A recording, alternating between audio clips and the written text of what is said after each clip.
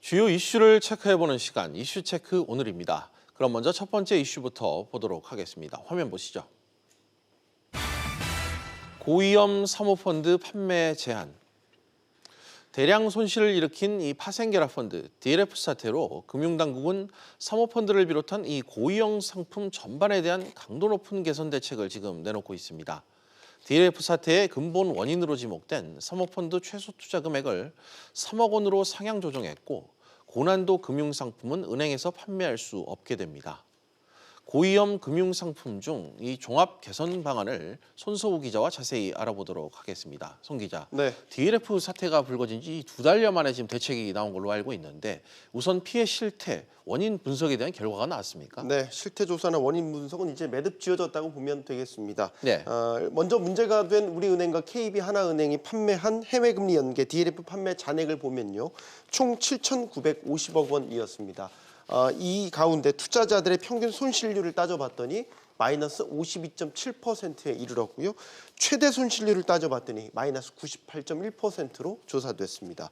이번 사태의 원인을 따져봤더니 크게 세 가지로 분류가 됐습니다. 금융사들이 이 공모 방식으로 투자금 모집에 나설 경우 규제를 받기 때문에 이 적용되는 규제를 피하기 위해서요, 쪼개기 발행 등의 방법으로 사모펀드처럼 판매한 것이 드러났고요. 또 상품위원회 같은 내부 통제 장치가 형식적으로 운영되거나 또 서류를 대필 기재하는 등 투자자 보호에 있어서도 도덕적 해이가 나타난 것 등이 원인으로 꼽혔습니다. 네, 드러난 이 문제점에 따라 대책도 마련됐을 것 같은데 오늘 나온 이 후속 대책의 핵심은 좀 뭐라고 판단되십니까? 네, 대책은 크게 투자자들에 대한 보호장치 강화, 그리고 금융회사의 책임 및 감독 강화, 이렇게 두 가지로 분류할 수 있을 것 같습니다.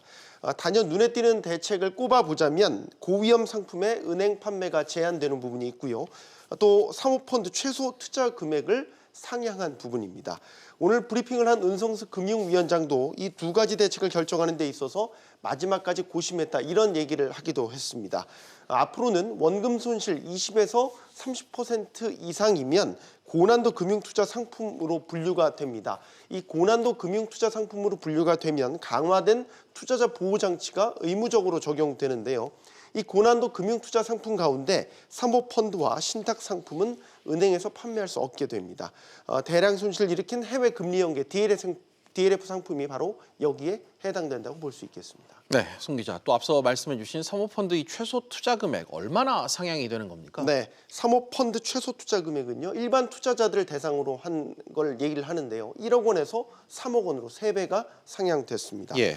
사모펀드 같은 이 고위험 상품 투자는 일정 규모 이상의 자산을 갖춰서 위험 감수 능력이 있는 투자자만 투자할 수 있게 하자, 이런 취지인데요. 화면에서 보시는 것처럼 논란거리인 것이 이 최소 투자 금액을 2015년에 금융위원회가 5억 원에서 1억 원으로 낮췄었습니다. 그런데 다시 3억 원으로 상향한 것이죠. 따라서 금융위원회가 과거 정책 실패를 자인한 것이 아니냐, 이런 분석도 나오고 있습니다. 네, 이번 이 DLF 사태에서 은행들의 불안전 판매가 큰 논란거리였지 않았습니까? 네. 앞으로 이 금융사의 책임 감독, 특히 은행장 같은 CEO 책임을 대폭 강화한다, 이 내용도 포함됐다고요? 그렇습니다. 이번 DLF 사태를 수습하는 과정에서요, 은행 같은 금융사들이 내부 통제가 제대로 이루어지지 않았다는 게 드러났는데, 이에 대한 경영진 책임을 물을 법적 근거가 불분명해서 여론의 질타를 받은 적도 있습니다. 예.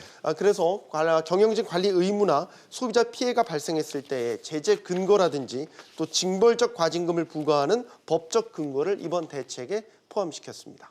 네, 송 기자 잘 들었습니다.